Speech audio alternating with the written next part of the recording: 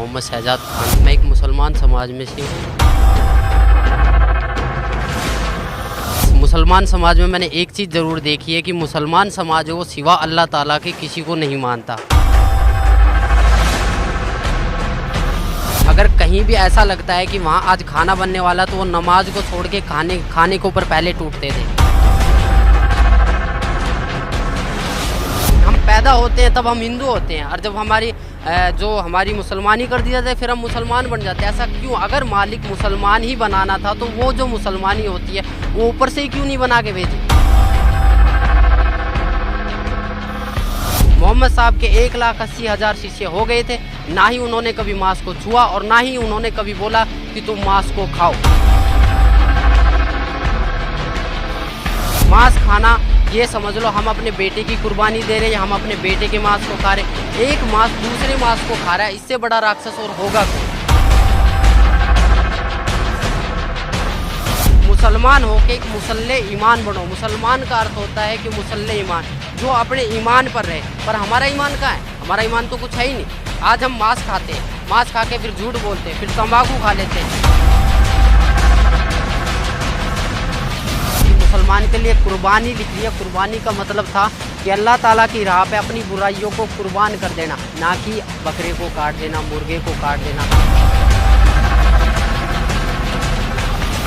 जो मांस खाया जा रहा है वो हराम है, वो गुनाह है।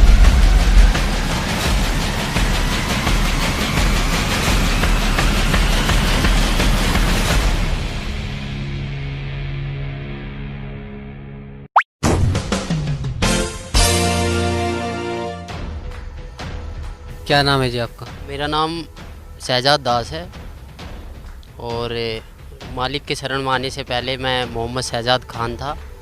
मालिक की शरण में आने के बाद मेरे को शहजाद दास नाम है मेरा। मैं एक मुसलमान समाज में से हूँ और मेरे को शुरू से ही हमारे जो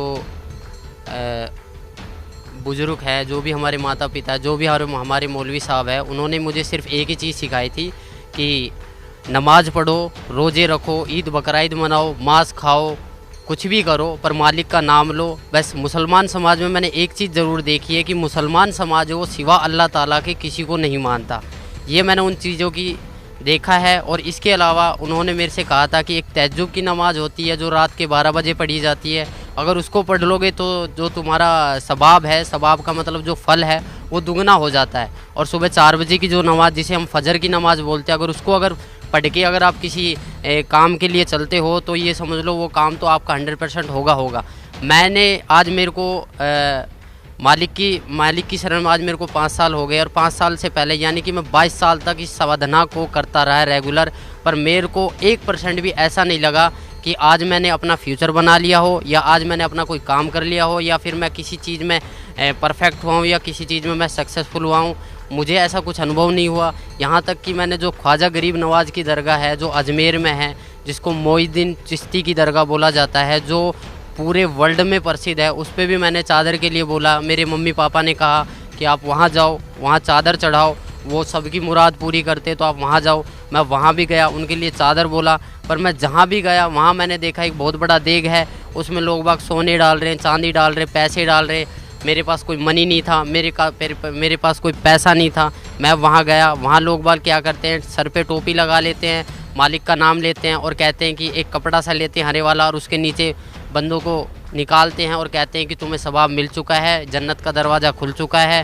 कहते हैं ये जन्नती दरवाज़ा और रमज़ान के दिनों में खोला जाता है। पर मुझे आज तक वहाँ जाने से, मेरे कम से कम भी 22 साल तक रेगुलर गया, पर मुझे वहाँ जाने से कोई लाभ नहीं हुआ, ना ही मुझे कोई फ़ायदा हुआ है। और बहुत सी जगह गया, अलीगढ़ दरगाह पे भी गया, महरौली की जो दरगाह है वहाँ पर भी गया, वहाँ भी चद्दरें बोली है। वहाँ सिर्फ क्या है कि बाहर मांस कटता है, अंदर मालिक का वो पत्थर होता है, पत्थर के सामने सिजदा करो या उसके ऊपर कोई चद्दर चढ़ा दो, वही कहानी। हर जगह एक ना एक स्टेप सीखने को मिलते हैं। महरौली की जो दरगाह वहाँ क्या है, बहुत बड़ा एक दरगाह बना रखी है और वहाँ पत्थर है, वहाँ पत्थर के ऊपर चद्दर बिछा दो और बाहर क्या है मांस खाओ, मांस के टुकड़े कर कर के खिलाए जाते थे और कहते हैं कि ये बहुत बड़ा सवाब है। मालिक ने मांस के लिए बोला गया है, मालिक ने बोला था कि कुर्बानी दो, बकरे, गाय, भैंस जो भी उनके हाथ लगे उसको कुर्बान करते थे और लोग बागों को खिलाते थे। इससे वो अपना कर्म तो ख़राब करते ही करते थे, दूसरे के कर्म भी बिगाड़ते। मुसलमान धर्म में जो मांस बनता है वो इस प्रकार बनता है जैसे कोई हरी सब्जी बना रहा हो, और मांस में भी कोई बकरा काट देता है, कोई मुर्गा काट देता है, कोई भैंस काट देता है, और सब चल रहे हैं और सबको बोला जाता था एक ही मटके में से। शराबी भी उसी मटके से पानी पी रहा है, कैंसर वाला भी उसी मटके से पानी पी रहा है, बच्चे भी उसी मटके से पानी पी रहे, बाप भी उसी मटके से पानी पी रहा है, और कोई नमाजी आदमी भी है वो भी उसी मटके से पानी पी रहा है। अगर मैं उस पर ऑब्जेक्शन उठाता था, मैं कहता था ये गलत है, तो वो कहते थे ये नहीं है, ये सवाब है, मुसलमान एक दूसरे मुसलमान का झूठा खा सकता है। इससे मैं बहुत इरेटर हो गया, मतलब इतना इरेटर हो गया कि मैं अपना मानसिक संतुलन खो बैठा था, और मैं सोचा कि ये नहीं होगा। फिर मैंने अपने एक मौलवी साहब से बात करा कि क्या ये जो हम कर रहे हैं, जो हम जो चल रहे हैं, ये क्या सच है। उन्होंने कहा कि बहुत अच्छा है, आप एक काम करो 40 दिन की जमात में जाइए। 40 दिन की जमात में तो नहीं गया, पर हाँ मैं 3 दिन की जमात में ज़रूर गया था। कादियान गया था, वहाँ से मैं कुछ बुकें लेकर आया था जो आज सदगुरु रामपाल जी महाराज के पास हैं। उन्होंने क्या बताया था, उन्होंने वहाँ भी क्या था, वहाँ मैंने देखा एक भेड़चाल, जो अगर कहीं भी ऐसा लगता है कि वहाँ आज खाना बनने वाला, तो वो नमाज को छोड़ के खाने के ऊपर पहले टूटते थे। वो भक्ति नहीं देखते थे, वो ही सोचते थे कि हमारा पेट भरे और हम सोए। नमाज कोई अहमियत नहीं रखती उन बंदों के लिए। नमाज थी एक नित्य नियम, और नमाज से ऐसा मुझे कोई फ़ायदा नहीं मिला। मेरे माँ बाप ने ये बोल दिया था कि तू ज़िंदगी में कभी अपना फ्यूचर नहीं बना पाएगा, और सदा ज़िंदगी एक मजदूरी की तरह काम करता रहेगा। सर, संत रामपाल जी महाराज की शरण में कैसे आया? मुसलमानों में क्या कहा जाता है कि नहीं, हमें सीधा मुसलमान बना के भेजा है, बट मैं इस परंपरा को निभाता आया। तो एक दिन क्या हुआ कि मेरे को ऐसे ही मैं बैठा हुआ था, अपने पापा के हॉस्पिटल में बैठा हुआ था। मेरे फादर का हॉस्पिटल था, खान हॉस्पिटल मानेसर के अंदर, गुड़गांव के अंदर, वहाँ बैठा हुआ था। तो मेरे को भक्ति सौदागरों का संदेश एक किताब मिली, उसे मैं धीरे धीरे पढ़ना स्टार्ट करा। मैंने पापा से पूछा, पापा ये पुस्तक कहाँ से आई? उन्होंने कहा कि मैंने डाक द्वारा ये बरवाला से मंगवाई है, आश्रम से मंगवाई है। तो मैंने वो धीरे धीरे पढ़ी। उसमें देखा मैंने जो कलाम पाक की एक हेडिंग लिख रही थी, जिसमें लिखा गया था कि वह अल्लाह ताला जिसने पानी की एक बूंद से आदमी और औरत को उत्पन्न किया, और फिर इस पृथ्वी पर साहिब नस्ल, किसी का बाप, किसी का दामाद, किसी का औरत बना के भेज दिया है, उस अल्लाह ताला के बारे में, जिसने आसमान और ज़मीन जो इसके बीच दरमियान है उसको 6 दिन में बनाया और 7वें दिन तख्त पर जा विराजा, उसके बारे में किसी बाखबर से पूछ कर देखो। उन्होंने बताया था कि सूरत फुरकान 25 आयत 52 से 59 में ये लिख रहा है। तब मैंने इस चीज़ को गौर किया, मैंने इस चीज़ को नोट किया, और कुरान शरीफ हिंदी में लेकर आया, उसको पढ़ा, उसमें देखा, सेम टू सेम वही कहानी निकली। मेरा दिमाग घूम गया, मैं सोचने लग गया कि ये ज्ञान और एक हिंदू समाज के आदमी के पास, और इतने एक कलाम पाक का ज्ञान एक हिंदू समाज के आदमी के पास कैसे आया। मैंने फिर उसको और ज़्यादा गहराई से पढ़ना स्टार्ट किया। मैं 2-2, 3-3 घंटे खाली पेट उसे पढ़ता रहा। धीरे धीरे मुझे ज्ञान हुआ। एक दिन मैंने निर्णय ले लिया कि मैं आज से जब भी दुकान खोलूँगा तो पूर्ण परमात्मा संत रामपाल जी महाराज का नाम लेके ही खोलूँगा।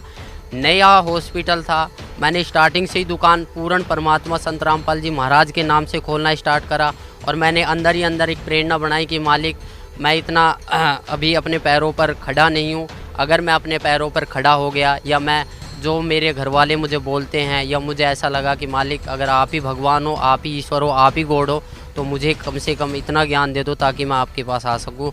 तो धीरे धीरे मैं जब दुकान खोलता तो दुकानों की प्रोग्रेस होने लगी। इतना प्रोग्रेस हुआ कि जब भी मैं एक बार आया, मैं गांव में पूछा मैंने कि यहाँ पर मेरे को जाना है एड्रेस पे, तो उन्होंने बताया कि एक हमारे मुरारी भगत जी थे, उन्होंने वहाँ का एड्रेस दिया कुछ होने।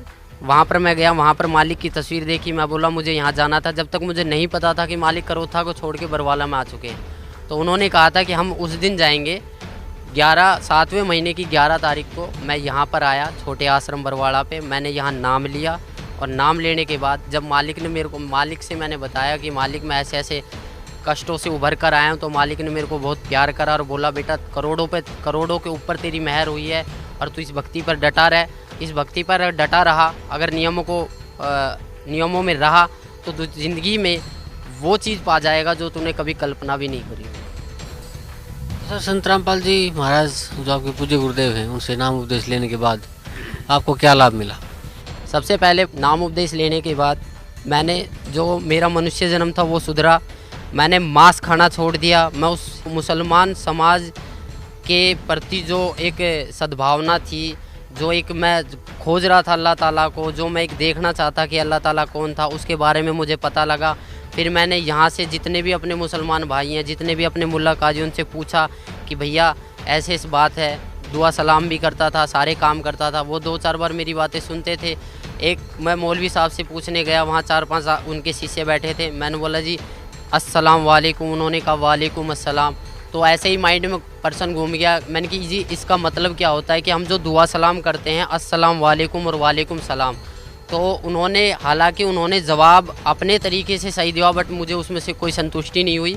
फिर मेरा दूसरा जो क्वेश्चन था, मैंने कि आप एक बात बताइए कि अल्लाह ताला, आप कहते हो कि अल्लाह ताला बेजून है, निराकार है, अल्लाह ताला दिखाई नहीं देता, अल्लाह ताला को पाने की कोई विधि? वो कहते जी ज़कात निकालो। ज़कात का मतलब होता है कि अपना जो पैसा होता है उसको मालिक की राह में कुर्बान कर दो, मालिक की राह में दान कर दो। मैंने बोले जी कैसे दान करते हैं? बोला जी आप एक काम करो, ज़कात का मतलब होता है कि आप चावल में मांस बनवाइए और उसको गरीबों में बंटवाइए। तो मैंने वहाँ से ये ठान लिया कि मैंने सोचा कि जो ये बंदा बोल रहा है, मैं बोला जी इसका परिणाम जो है हमारी कुरान शरीफ में है। उन्होंने बोला जी कुरान शरीफ में नहीं है, हदीस में है। मैं बोला जो आसमानी किताबें उतरी है, हमारी कुरान शरीफ उतरी है, तौरेत उतरी है, इंजील उतरी है और जंबूर उतरी है, इनके अलावा अगर आप मेरे को कोई और किताब दिखाओगे तो मैं कैसे मान लूँगा? बोला जो कुरान शरीफ है उसमें तो खाली अरबी भाषा है और जो हदीस है उसके मायने हदीस में है। मैं बोला फिर जो कुरान शरीफ हिंदी में निकल रही है उसका क्या अर्थ है? तो बोला वो किसी ने गलत चला दिया, उसमें कुछ मायनों का अर्थ कुछ गलत होता है। तो इसी प्रकार मुझे भटकाया गया, मैं बहुतों से मिला। इसके बाद जो भी मुझे संतुष्टि हुई सदगुरु रामपाल जी महाराज के चरणों में आने से हुई है। और इसके अलावा किसी भी मुसलमान पंथ या किसी भी मुसलमान प्रवक्ता के पास ऐसा कोई भी मार्ग नहीं है। मैं खुद एक मुसलमान होके आप सभी भाई बहनों को ये बताना चाहता हूँ कि जितना भी मैंने नमाज़ पढ़े, मुझे पता है नमाज में क्या पढ़े, नियत बांधते हैं उस अल्लाह ताला के बारे में, फिर बोलते हैं सना सुबहानक अल्लाहुम्मा व बिहम्दिका व तबारक अस्मुका। इसकी हिंदी निकाल के देखो, आप इसकी हिंदी निकाल के देखो, उसमें आपको कहीं भी नज़र नहीं आएगा कि आप किसी परमात्मा की प्रार्थना कर रहे हो, क्योंकि ये प्रार्थना है ही नहीं, आप तो आदेश दे रहे हो। मैंने एक हिंदी निकाल के देखा, अल्हम्दुलिल्लाहि रब्बिल आलमीन अर्रहमानिर रहीम मालिक यौमिद्दीन इय्याका नअबुदु व इय्याका नस्तईन इहदिनस सिरातल मुस्तकीम सिरातल लजीना अनअमता अलैहिम गैरुल मगदूबी अलैहिम वनद्वालिन आमीन। ये प्रार्थना हम शुरू में पढ़ते थे, बट इसका कोई मतलब ही नहीं निकला। क्यों नहीं निकला? क्योंकि इसमें कोई प्रार्थना की चीज़ है ही नहीं। हम तो आदेश दे रहे हैं कि ए पैगंबर तू वहाँ जा, तू फलानी जगह, तू ये काम कर, तू ये काम कर। ये तो हम एडवाइस कर रहे हैं, पर हमें एक प्रार्थना करनी है।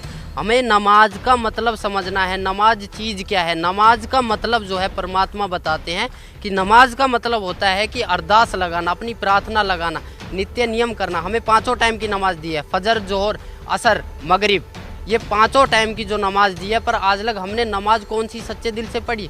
कहीं भी हमें इस फजर की नमाज में ज़कात अलग हो जाती है, सुन्नत अलग हो जाती है, रकात अलग हो जाती है, कुछ भी अलग हो जाता है, पर परमात्मा तो एक है। हम पैदा होते हैं तब हम हिंदू होते हैं, और जब हमारी मुसलमानी कर दी जाती है फिर हम मुसलमान बन जाते हैं। ऐसा क्यों? अगर मालिक मुसलमान ही बनाना था तो वो जो मुसलमानी होती है वो ऊपर से ही क्यों नहीं बना के भेजी? इसका कोई जवाब है? किसी भी मुल्ला जी के पास इसका कोई जवाब नहीं है। ना ही हमारे मोहम्मद साहब ने कभी मांस को छुआ था। मोहम्मद साहब के 1,80,000 शिष्य हो गए थे, ना ही उन्होंने कभी मांस को छुआ और ना ही उन्होंने कभी बोला कि तुम मांस को खाओ। कभी भी किसी ने बोला नहीं है। मेरी सभी मुसलमान भाइयों, पूरे हिंदुस्तान, पूरे वर्ल्ड के मुसलमान भाइयों से प्रार्थना है कि मांस खाना, ये समझ लो हम अपने बेटे की कुर्बानी दे रहे हैं, हम अपने बेटे के मांस को खा रहे। एक मांस दूसरे मांस को खा रहा है, इससे बड़ा राक्षस और होगा कौन? इसके अलावा आप खुद समझदार हो, आपके पास हमारे पूर्वज अशिक्षित थे। मेरी आप लोगों से प्रार्थना है कि आप मुसलमान हो के एक मुसल्ले ईमान बनो। मुसलमान का अर्थ होता है कि मुसल्ले ईमान, जो अपने ईमान पर रहे। पर हमारा ईमान कहाँ है? हमारा ईमान तो कुछ है ही नहीं। आज हम मांस खाते हैं, मांस खा के फिर झूठ बोलते हैं, फिर तंबाकू खा लेते हैं। पहले क्या था? पहले मुसलमान समाज में मुसलमान बंदे के ऊपर अगर दारू एक ऐसी चीज़ थी, अगर दारू गिर जाती थी तो वहाँ से उस शरीर के अंग को काट दिया जाता। पर आज पीते हैं, मस्जिद में दारू लेके चले जाते हैं, कुर्बानियाँ करते हैं, बकरे को काट देते हैं। बकरीद वाले दिन आपने खुद देखा होगा, साल में 2 त्यौहार आते हैं, एक ईद और एक बकरीद। बकरीद वाले दिन ऐसा क्या करा था जो बकरे काट दिए जाते हैं, हज़ारों की संख्या में, यानी कि करोड़ों की संख्या में बकरे मारे जाते। क्या इनका पाप नहीं लगता? क्या वो मालिक से अरदास नहीं करते हैं कि हमारा एक पाप लगा है, हमें ऐसी योनि में क्यों डाला गया जो हमें कोई भी बंदा देखता वो काट के पटक देता, फिर हमारा मांस खाता है।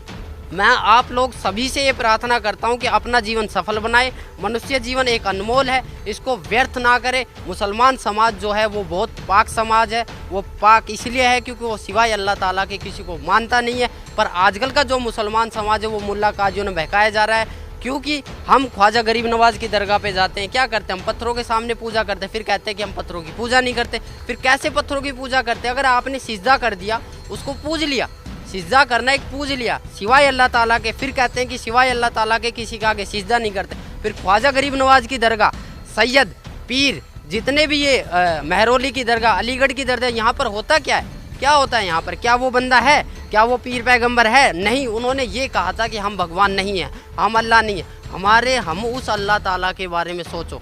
मेरी सभी मुसलमान भाई बहनों से अनुरोध है, मैं प्रार्थना करता हूँ कि मैं अपने परिवार से भी ये प्रार्थना करता हूँ कि उस अल्लाह ताला के बारे में जानिए जो कुरान शरीफ में लिख रहा है। कुरान शरीफ में लिख रहा है कि फ़ला तुतिल काफिरन जाहिदुम बिही जिहादन कबीरन, कि वह अल्लाह ताला कबीर है और उस कबीर के लिए इस कुरान शरीफ की दलीलों से तू जिहाद कर, लड़ाई मत कर। जैसे मैं आज आपके सामने कह रहा हूँ, मुझे मजबूरन बस आप लोगों के सामने आना पड़ रहा है, क्योंकि ये काल एक ऐसी जाल है जिसको आप निराकार मानते हो। जिब्राइल अलैहिस्सलाम फरिश्ता जो कुरान शरीफ की आयतों को लेके मोहम्मद साहब के पास आया था, उस टाइम मोहम्मद साहब ने कहा था कि मैं अनपढ़ हूँ, मुझे पढ़ना नहीं आता, फिर भी उसने 3 बार ज़बरदस्ती उनका गला घोट कर उनके ऊपर, उनके अंदर शक्ति डालकर पढ़वाया कि जा नीचे जा, उसको बोल कि मेरा ईमान फैलाए, ईमान फैलाए। वो ईमान इतना तगड़ा फैलाया कि आज लग उस ईमान से हम निकल नहीं पाए हैं। मेरी आप लोगों से रिक्वेस्ट है, जितने भी मेरे पूरे वर्ल्ड के मुसलमान भाइयों, अगर मेरे से कोई गलती होती है या अगर मेरे को बताने में कोई गलती हो रही है, अगर आप इस चीज़ का ज्ञान रखते हो कि नहीं मैं गलत बोल रहा हूँ, तो आप सतगुरु रामपाल जी महाराज बरवाड़ा में आइए और अपने विचार प्रकट कीजिए। अगर हमसे कोई गलती हुई, अगर हमें लगा कि आपका मुसलमान समाज ठीक है तो हम मुसलमान बनने के लिए तैयार हैं। अगर हमें लगा कि आपका मुसलमान समाज गलत है तो आप अपने अहंकार, अपने घमंड और अपनी ये ईर्ष्या को छोड़कर आइए और अपना कल्याण करवाइए। मेरे पापा बीमार हो गए थे, मेरे पापा बीमार हो गए थे, इतना सीरियस हो गए थे, वो मांस खाते थे, दारू पीते थे, बीड़ी पीते थे, सिगरेट पीते थे। डॉक्टरों ने बोला फेफड़ा ख़राब हो गया, दिल 20% काम करने लग गया है। उनको मैंने बोला, उनको मैंने समझाया कि उस खुदा को याद कर, आज तेरा वो खुदा कहाँ है? वो जुम्मे की नमाज भी पढ़ते थे, ईद बकरीद को भी पढ़ते थे, मीट भी खाते थे। क्या उनकी भक्ति इतनी नाजिल नहीं थी? क्या उनकी भक्ति इतनी भी नहीं थी कि वो अपने आप को जीवित कर सके? उन्होंने तो बहुत वो करा था। तो वही बात था, उनको मैंने बोला कि उस खुदा को याद कर। उन्होंने रो के गिड़गिड़ा के बेड पे पड़े पड़े मालिक को याद किया था, बंदी छोड़ पूर्ण परमात्मा संत रामपाल जी महाराज को याद किया था कि मैं जन्मजात नाम ले लूँगा, मुझे इस बीमारी से छुड़वाओ। मेरे पूरे घर वालों ने ये कह दिया था कि ये मरेगा, यहाँ तक कि रिश्तेदारियों ने बोल दिया था कि इसके बचने की कोई उम्मीद नहीं है। फिर भी मैंने मालिक से उसके लिए प्रार्थना करी, मालिक ने बोला बेटा ठीक हो जाएगा, वो ठीक हो गया। नाम के लिए बोला बट वो आज नाम से मुकर गया है। परमात्मा की शब्द में इतनी शक्ति है कि आपने बगैर नाम लिए आप ठीक हो चुके हो। अगर आप अब भी नहीं पिछाड़ोगे फिर कब पिछाड़ोगे? सर भी आप बता रहे थे कि अल्लाह ताला की शरण में जाना चाहिए, उसको पहचानना चाहिए, उसको जानना चाहिए, तो किसे मानते हैं आप अल्लाह ताला? देखो, आज से जब मैंने नाम पहले लिया था तो मैं तो कभी जानता भी नहीं था कि अल्लाह ताला कौन है। मैंने बहुत से मुसलमान काजियों, यहाँ कि मैंने मम्मी पापा से भी पूछा कि वह कोई ना कोई तो ऐसी शक्ति होगी ना जो पूरे ब्रह्मांड को चला रही है, पूरे समाज को चला रही है, जिसने एक पानी की बूंद से एक आदमी को उत्पन्न कर दिया, एक औरत को उत्पन्न कर दिया। फिर मैंने सुना था आदम और हव्वा के बारे में, बोला कि परमेश्वर अल्लाह ताला ने आदम बनाया, फिर उसकी हड्डी से एक हव्वा बनाया, उससे संसार चला। पर आदम को अगर अल्लाह ताला ने बनाया तो अल्लाह ताला भी तो होगा ना कोई। तो उन्होंने ये कहा कि आप कुरान शरीफ को पढ़ो। मैंने तहे दिल से मालिक की शरण में आने के बाद तहे दिल से 3 बार कलाम पाक को पढ़ा है। वहाँ पर मुझे एक एक चीज़ के अरब का पता लगा। उसमें एक सूरत आती है औज़ु बिल्लाहि मिनश शैतानिर रजीम बिस्मिल्लाहिर रहमानिर रहीम, कि शुरू करता हूँ उस अल्लाह ताला के नाम से जो सबसे बड़ा है और अपने बंदे के गुनाहों को माफ़ करने वाला है। हमारा जो मैटर है वो ये है कि हमने एक सूरत फुरकानी 25:52 से 59 तक में पढ़ा था कि फ़ला तूतिल काफिरन जाहिदुम बिही जिहादन कबीरन। इसमें कबीर परमात्मा को जो बड़ा बोला गया है। मैंने बहुतों मुसलमान काजियों से पूछा कि कबीर का अर्थ क्या है, कि कबीरा गुनाह है। कौन सा गुनाह है? पाप का है, चोरी का है, डकैती का है। बोला कबीरा गुनाह है जिसकी कोई माफ़ी नहीं हो सकती। उन्होंने सब एक अज्ञान रूपी के कारण बहकाया हुआ था। असली ज्ञान ये था, मालिक के द्वारा दिया और था कि कबीर इज गॉड है, कबीर ही अल्लाह ताला, अल्लाहु कबीर है, नोट है अल्लाहु अकबर। अल्लाहु अकबर बोलो या अल्लाहु कबीर है बोलो, बात एक ही है, वह अल्लाह कबीर है। और बड़े का मतलब होता है कबीर। अगर बड़े को लेके चलते हैं तो इसका अर्थ ये बनता है कि शुरू करता हूँ उस अल्लाह ताला के नाम से जो कबीर है और अपने बंदों के गुनाहों को माफ़ करने वाला है। उस हज़रत मोहम्मद साहब जो हमारे नबी है, जो पीर पैगंबर थे, जिनको नबी का दर्जा दिया गया, उनको भी जिंदा महात्मा के रूप में मिले थे जब उन्होंने अपनी शब्द से गाय को मार दिया था और उनसे जीवित नहीं हुई थी। उन्होंने जाके एक गुफा में रोए, घर को बंद करके रोए कि अल्लाहु कबीर है, गिड़गिड़ाए अल्लाहु कबीर है, अल्लाहु कबीर है। तो वो एक सूक्ष्म रूप धर कर आए। तब उन्होंने कहा था कि मेरी गाय को जीवित कर दो। तब उन्होंने कहा था जाओ मोहम्मद आपकी गाय जीवित हो जाएगी। तब एक सूक्ष्म रूप में वो आए और उनकी गाय जीवित करी और वो चले गए। तब से मोहम्मद साहब की महिमा बनी। जिस दिन को गाय को काटा गया था, जिस दिन को गाय को काटा गया था, वो मुसलमान भाइयों ने अपनी डायरी में लिख लिया। उसी दिन से ये जीव हत्या का प्रथा चलने लगी है। अगर आपको मेरी बात पे यकीन नहीं है, अगर आपको मेरे ऊपर विश्वास नहीं है, तो आप अपने खुद मुल्ला काजियों से पूछो जाके कि आखिरकार में जो रमज़ान था, रमज़ान में जो चारों किताब निकली थी, जो कुरान शरीफ उतरी थी, ऐसा मोहम्मद साहब जब इतने प्यारे थे, अल्लाह ताला के इतने प्यारे नबी थे, तो उनका जो एंड हुआ था वो इतना बुरा क्यों हुआ था?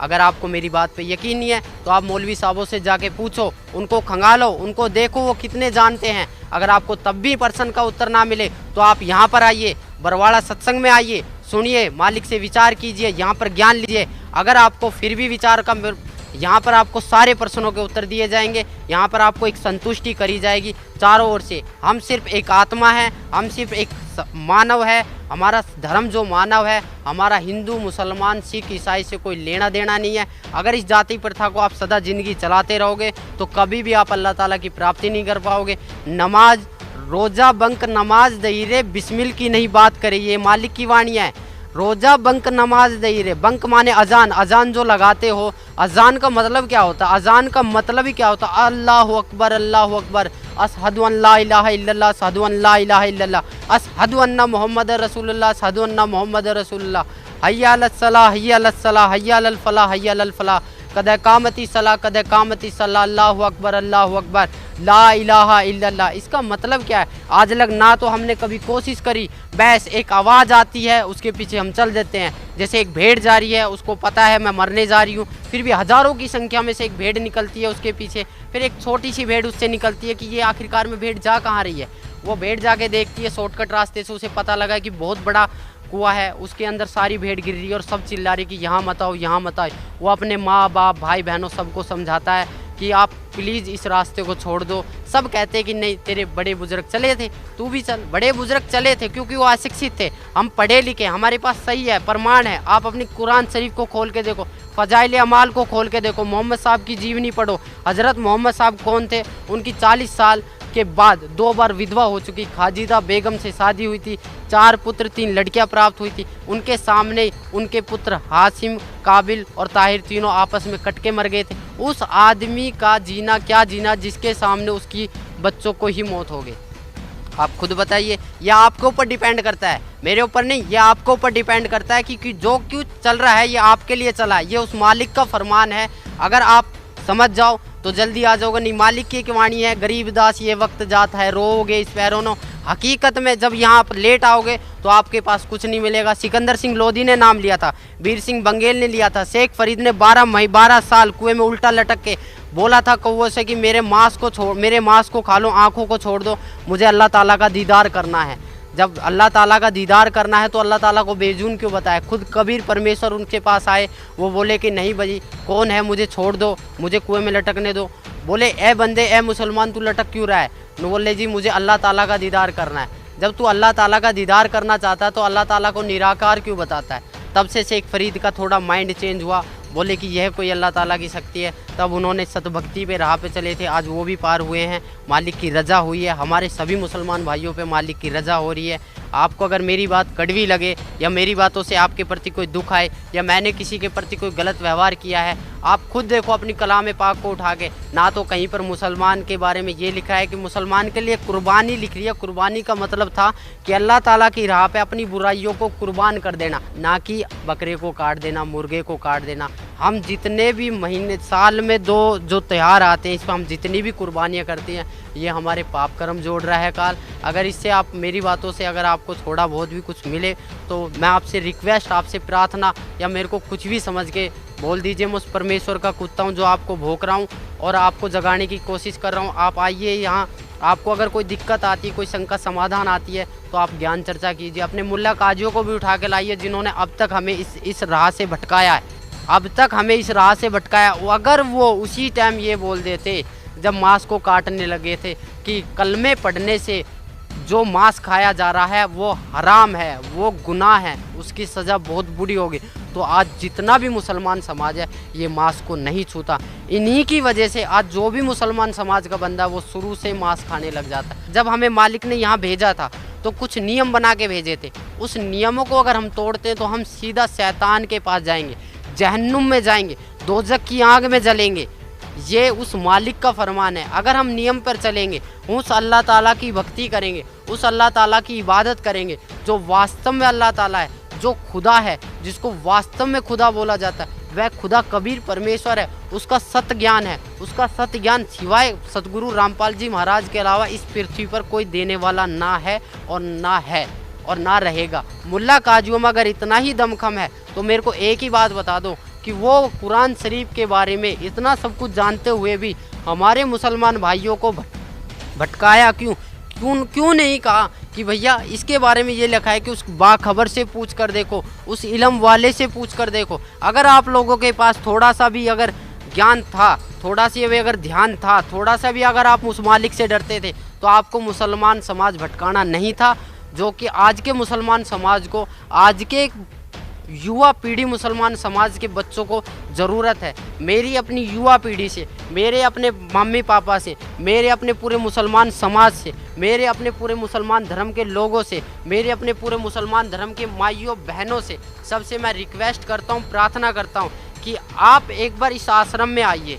सतगुरु रामपाल जी महाराज बरवाड़ा में जो आए हुए हैं, ये अल्लाह ताला के मुनाइंदे हैं, यानी कि अल्लाह ताला के द्वारा भेजे हुए एक फरिश्ते हैं जो हम सोए हुए आत्माओं को जगाने के लिए आए हैं। हमें उसी जन्नत में वापस जाना जहाँ से हम अल्लाह ताला से बिछड़ कर यहाँ आए हैं।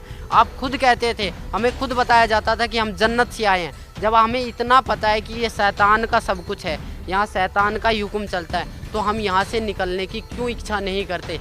क्या ये हमारा खुद का है? हमारा शरीर भी खुद का नहीं है। अगर हकीकत पूछो तो मनुष्य जन्म इतना अनमोल जन्म है, पर हम इसको अपनी गलत साधना के कारण, अपनी अज्ञानता के कारण इसको बर्बाद दिन पा दिन करते जा रहे हैं। मैं आपको एक पर्सनली बताता हूँ, मेरे रिश्तेदार 40 दिन की जमात में गए, 40 दिन की जमात में गए, हज में गए, 2 बार हज करके आए। कहते हैं कि हज में जो जाता है वो बंदा सीधा जन्नत को जाता है। उसके घर में उसकी बहू का एक 1.5 साल की लड़की गुजर गई, 1.5 महीना पहले। उसको 1.5 महीने के बाद एक बच्चा पैदा होने वाला था, 1.5 महीने के बाद उसका लड़का होते ही गुजर गया। तो इससे बड़ी आफत और क्या आ सकती है उस बंदे के लिए जो बंदा जमात में गया है? उस बंदे को क्या वो मालिक इतना नहीं देख सकता कि ये बंदा मेरी राह में लग रहा है, इस बंदे के घर में बरकत दूँ या इस घर के बंदे को मैं सही सलामत रखूँ? ये बंदा अगर काल जब अपनी वाली पे आता है, काल जब को खाने लगता है तो वो किसी का ना माँ देखता, ना बेटी देखता, ना बहन देखता है, ना बेटा देखता है, ना बाप देखता है। उसको सिर्फ खाने के लिए 1 लाख चाहिए, 1.25 लाख उत्पन्न कर रहे, उसको श्राप मिला हुआ है। आप सभी भाई बहनों, सभी मुसलमान भाई बहनों, भाईजानों से मेरी प्रार्थना है, मेरी रिक्वेस्ट है कि आप सतगुरु रामपाल जी महाराज के चरणों में आइए। मुझे आने से लाभ हुआ है, मुझे आने से लाभ हुआ है, आपको भी होगा अगर आप नियम पर चले, उस बंदी छोड़ के नियम पर चले, उस अल्लाह कबीर ताला को याद करो जो वास्तव में अल्लाह ताला है। अगर कबीर अल्लाह ताला नहीं है तो 786 बहुत कहते हैं कि 786 बार कबीर अल्लाह कुरान शरीफ में लिखा हुआ है। आप एक बार खोल के देखो, कुरान शरीफ को पढ़ के देखो। हम बहुत डरते थे कि कुरान शरीफ को हम पढ़ेंगे तो हमें पाप लगेगा, हमें अजाब मिलेगा, हम नापाक हैं। नापाक अगर बंदा है तो भी कुछ दिक्कत नहीं है। आप कुरान शरीफ को खोल के देखो, कुरान शरीफ को पढ़ के देखो, कुरान मजीद को पढ़ के देखो, फ़ज़ाइल अमाल को पढ़ के देखो, मोहम्मद साहब की जीवनी को पढ़ के देखो, आपको बहुत कुछ मिलेगा। बहुत कुछ है कुरान शरीफ में। अगर कुरान शरीफ के अलावा कोई भी मुल्ला काजी आपसे ये कहता है कि नहीं इसमें तो ये चीज़ नहीं है, हदीस में है, तो हदीस तो मालिक ने बनाई ही नहीं है। हदीस तो आसमानी किताब है ही नहीं। हमारी 4 किताबें हैं, तौरेत, इंजिल, जंबूर और कुरान शरीफ। एक ईसा अलैहिस्सलाम पर उतरी थी, एक दाऊद अलैहिस्सलाम पर उतरी थी, एक मूसा अलैहिस्सलाम पर उतरी थी, और चौथी किताब जो है रमज़ान के दिनों में उतरी थी। 40 साल के जब मोहम्मद साहब थे तो 40 साल से 23 साल तक वो उतरती रही थी, वो रमज़ान के दिनों में उतरी थी, इसलिए वो कुरान शरीफ कहलाई। आप खुद देखो, उस कुरान शरीफ को खोल के देखो, आपको पता लगेगा, एक एक चीज़ का पता लगेगा आखिर कुरान शरीफ बोल क्या रही है। सर क्या मानते हैं आप कुरान शरीफ में या मुसलमान धर्म में परमात्मा को, जैसे हिंदू परमात्मा कहते हैं और क्रिश्चियन गॉड कहते हैं, और सिख धर्म में रब का दर्जा दिया जाता है, तो मुसलमान धर्म में आप बता रहे थे कि भी अल्लाह ताला का दर्जा दिया जाता है, तो वो क्या साकार है, निराकार है, बेचून है, क्या पोजीशन है उसकी आपके धार्मिक ग्रंथों में? देखो जी, धार्मिक ग्रंथों के हिसाब से अगर आप चलते हो तो अल्लाह ताला को निराकार तो घोषित कोई भी धार्मिक ग्रंथ करता ही नहीं है। अल्लाह ताला साकार है, ना तो वह बेजून है ना निराकार है। बहुत से कहते हैं अल्लाह ताला कण कण में समाया हुआ है, ये बात मैं मानता हूँ, अल्लाह ताला कण कण में समाया, बट अल्लाह ताला साकार है। जब हमारी कुरान शरीफ में लिख रहा है कि उसने 6 दिन में सृष्टि की रचना करी और 7वें दिन सखत पर जा विराजा, विराजने का मतलब बैठा है, वो कोई भगवान है, वो कोई शक्ति है, उसके बारे में, उस अल्लाह ताला के बारे में किसी बाखबर से पूछ कर देखो। बाखबर का मतलब होता है तत्वदर्शी संत, उस तत्वदर्शी संत से पूछ कर देखो, और तत्वदर्शी संत कौन है, कैसे है, उसके बारे में आपको ज्ञान मिलेगा। एक हमारी बुक चल रही है ज्ञान गंगा, उसको पढ़िए, आपको बहुत लाभ मिलेगा। अपनी कुरान शरीफ को खोल के देखिए, आप जब तक कुरान शरीफ को नहीं खोल के देखोगे आप निराकार ही साबित करते रहोगे। परमात्मा साकार है, कबीर अल्लाह है, अल्लाह ताला कबीर है, उसका नाम कबीर है, वह 7वें आसमान पर बैठा हुआ है, वह जन्नत में है, उसका नाम कबीर है, और उसी की हम प्यारी आत्माएं हैं, पूरा वर्ल्ड उसी की आत्माएं हैं। हमें यहाँ से सीधा अपने मालिक के पास जाना है, ना कि शैतान के पास।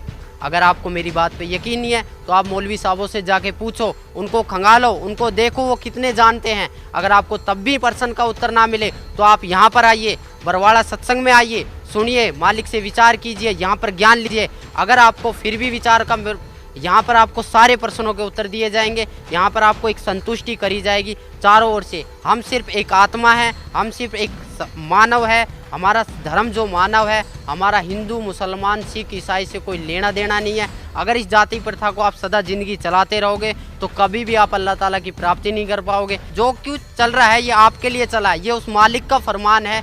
अगर आप समझ जाओ तो जल्दी आ जाओगे, नहीं मालिक की एक वाणी है, गरीब दास ये वक्त जात है, रोओगे इस पैरों। हकीकत में जब यहाँ पर लेट आओगे तो आपके पास कुछ नहीं मिलेगा। सिकंदर लोधी ने नाम लिया था, वीर सिंह बंगेल ने लिया था, शेख फरीद ने 12 साल कुएं में उल्टा लटक के बोला था कौवे से कि मेरे मांस को खा लो, आँखों को छोड़ दो, मुझे अल्लाह ताला का दीदार करना है। जब अल्लाह ताला का दीदार करना है तो अल्लाह ताला को बेजून क्यों बताए? खुद कबीर परमेश्वर उनके पास आए, वो बोले कि नहीं भाई कौन है, मुझे छोड़ दो, मुझे कुएं में लटकने दो। बोले ए बंदे, ए मुसलमान, तू लटक क्यों रहा है? बोले जी मुझे अल्लाह ताला का दीदार करना है। जब तू अल्लाह ताला का दीदार करना चाहता है तो अल्लाह ताला को निराकार क्यों बताता है? तब से शेख फरीद का थोड़ा माइंड चेंज हुआ, बोले कि यह कोई अल्लाह ताला की शक्ति है। तब उन्होंने सतभक्ति पे राह पे चले थे, आज वो भी पार हुए हैं, मालिक की रज़ा हुई है। हमारे सभी मुसलमान भाइयों पे मालिक की रज़ा हो रही है। आपको अगर मेरी बात कड़वी लगे या मेरी बातों से आपके प्रति कोई दुख आए या मैंने किसी के प्रति कोई गलत व्यवहार किया है, आप खुद देखो अपनी कलाम पाक को उठा के, ना तो कहीं पर मुसलमान के बारे में ये लिखा है कि मुसलमान के लिए कुर्बानी लिख रही है। कुर्बानी का मतलब था कि अल्लाह ताला की राह पे अपनी बुराइयों को कुर्बान कर देना, ना कि बकरे को काट देना, मुर्गे को काट देना। हम जितने भी महीने साल में 2 जो त्यौहार आते हैं, इस पर हम जितनी भी कुर्बानियाँ करते हैं, ये हमारे पाप कर्म जोड़ रहा है काल। अगर इससे आप मेरी बातों से अगर आपको थोड़ा बहुत भी कुछ मिले तो मैं आपसे रिक्वेस्ट, आपसे प्रार्थना, या मेरे को कुछ भी समझ के बोल दीजिए, मैं उस परमेश्वर का कुत्ता हूँ जो आपको भोंक रहा हूँ और आपको जगाने की कोशिश कर रहा हूँ। आप आइए यहाँ, आपको अगर कोई दिक्कत आती है, कोई शंका समाधान आती है तो आप ज्ञान चर्चा कीजिए। अपने मुल्ला काजियों को भी उठा के लाइए जिन्होंने अब तक हमें इस राह से भटकाया है। सर अभी आप बता रहे थे कि न हम हिंदू हैं, न मुसलमान हैं, न सिख हैं, न ईसाई हैं, हम सिर्फ एक आत्मा हैं। तो आत्मा की मुक्ति कैसे संभव हो सकती है? आत्मा की मुक्ति सतभक्ति से ही संभव हो सकती है। सतभक्ति का मतलब यह है कि हमें सबसे पहले अपने गुरु की तलाश करनी पड़ेगी, एक तत्वदर्शी संत की तलाश करनी पड़ेगी। वो हमें उस अल्लाह ताला, उस खुदा का मार्ग बताएगा, वो अल्लाह ताला के मार्ग की विधि बताएगा। उस विधि पर चलने से, उसके पथ पर चलने से हम इस शरीर को, जो हमारा नासवान शरीर है, इसको हम छोड़कर अपने मालिक के पास चले जाएंगे। इसी से ही आत्मा की मुक्ति हो सकती है, ना तो नमाज पढ़ने से, ना रोज़ा रखने से, ना बकरों को हलाल करने से, ना गायों को हलाल करने से, ना मुर्गों को हलाल करने से। इससे ना तो किसी को मुक्ति मिली है और ना ही कोई मुक्त हो पाएगा। तो सर इस जहान में कौन है वो तत्वदर्शी संत जो हमें मुक्ति प्रदान कर सकता है? इस पृथ्वी पर एक सतगुरु रामपाल जी महाराज जी हैं, जो हमें, वो अल्लाह ताला के नुमाइंदे हैं, वो अल्लाह ताला के फरिश्ते हैं, वो अल्लाह ताला के भेजे हुए एक पैगंबर हैं। अगर आप उनके पास आके नाम दीक्षा, जो भी वो अल्लाह ताला की विधि आपको बताए, उसको अगर आप अपने सच्चे मन से एक तड़प के साथ, जिस प्रकार आप एक नमाज को तड़प के साथ, जिस प्रकार एक आप रोज़े को तड़प के साथ करते हो, उसी प्रकार आप इस विधि को भी तड़प के साथ अगर कर लो, तो आप 100%, 101% आप पार हो जाओगे और उस जन्नत में चले जाओगे, जहाँ वास्तव में ही खुदा है, जहाँ वास्तव में ही अल्लाह ताला है, जो साकार बैठा है, जो हमारे लिए बहुत रोते हैं, जो जिनसे हम बिछड़ के बहुत दुखी हुए हैं। इस संसार में ऐसा कोई सा भी मनुष्य नहीं है जिसके ऊपर दुखों का आप पहाड़ नहीं पड़ा है। अगर वो दुखों का निवारण और इस संसार, इस काल के जाल से छूटना चाहता है, इस शैतान के जाल से, तो वो सतगुरु रामपाल जी महाराज की शरण में आए। यही वो खुदा है, यही वो गॉड है, यही वो ईश्वर है, यही वो भगवान है, यही वो अल्लाह ताला हैं, यही वो अल्लाह ताला हैं, यही वो खुदा हैं, जो आपको इस काल के जाल से मुक्त करवा सकते हैं। अन्यथा इस पृथ्वी पर ना तो किसी मुसलमान के प्रवक्ता के बस की है, ना किसी नमाज के पढ़ने से होगा, ना रोज़े रखने से होगा, ना ही आपको कुरान, ईद और बकरीद मनाने से होगा, ना ही आपको मांस काटने से होगा। सबसे पहले आप आइए और मांस को छोड़ने की कष्ट कीजिए, क्योंकि हम जितनी जीव हत्या करेंगे उतना ही हमारा पाप कर्म बढ़ता ही चला जाएगा। ये कुरान शरीफ में भी लिख रहा है कि मनुष्य अपने जीव के स्वाद के लिए इस कर्म को कर रहा है, अन्यथा कोई कर्म नहीं है। ना ही तो कहीं मुसलमान वो कुरान शरीफ में लिख रहा है, ना ही कहीं फज़ाइल अमाल में लिख रहा है। आप किसी भी एक अच्छे मौलवी काजी से पूछोगे कि आप इस मीट को जायज़ है नाजायज़, तो वो 100% आपको यही बोलेगा कि ये नाजायज़ है, खाली एक जीव का स्वाद है, इसके अलावा और कुछ नहीं। अगर आप मालिक के पास जाना चाहते हो, सब एक भाई हो, सभी एक बाप की संतान हो, उस बाप को पहचानो और उस बाप की शरण में आइए। और इसके अलावा आप लोगों से क्या कहूँ, आप सब समझदार हो, मेरे से ज़्यादा आप पढ़े लिखे हो, मेरे से ज़्यादा आप जानकारी रखते हो। जितने भी मुल्ला काजी, जितने भी काजी साहब, जितने भी मुसलमान भाई मेरे सब चीज़ों को सुन रहे हैं, मेरी आवाज़ आप तक कानों तक जा रही है, तो प्लीज़ मेरी आपसे अरदास है, मेरी एक रिक्वेस्ट है, मेरी एक प्रार्थना है कि कम से कम आप उस कुरान शरीफ को खोल के देखो, जो आपने 20-25 साल से वो कुरान शरीफ खोल के नहीं देखी। जब तक आप उस कुरान शरीफ को खोल के नहीं देखोगे, तब तक इस ज्ञान को पाना, उस अल्लाह ताला को पाना आपके लिए इम्पॉसिबल नहीं, बड़ा कठिन सवाल हो जाएगा। आज तक हमें खुद नहीं पता कि वो अल्लाह ताला कौन है, और हम अपने बच्चों को क्या बताएंगे कि वो अल्लाह ताला कौन है। धन्यवाद भाई साहब। आओ सब मिलकर जागरूकता लाए, पाखंड और अंधविश्वास को जड़ से मिटाए। अंधश्रद्धा भक्ति मानव जीवन के लिए बेहद खतरनाक है। शिक्षित समाज से निवेदन है कि नकली और शास्त्र विरुद्ध साधना बताने वाले धर्म गुरुओं से बचे तथा नकली धर्म गुरु का विरोध करे। सभी धर्मों में पाखंडवाद चरम सीमा पर है। समाज को चाहिए कि गलत साधना बताने वाले धर्म गुरुओं का डटकर विरोध करे। पुस्तक अंधश्रद्धा भक्ति खतराए जान को पढ़े। हमारे इस वेबसाइट पर जाकर इस पुस्तक को निःशुल्क पाए, या फिर आपका पूरा नाम, पता और फोन नंबर इन नंबरों पर SMS करें। अवश्य देखिए जगत गुरु तत्वदर्शी संत रामपाल जी महाराज के मंगलमय प्रवचन हर रोज इन चैनलों पर।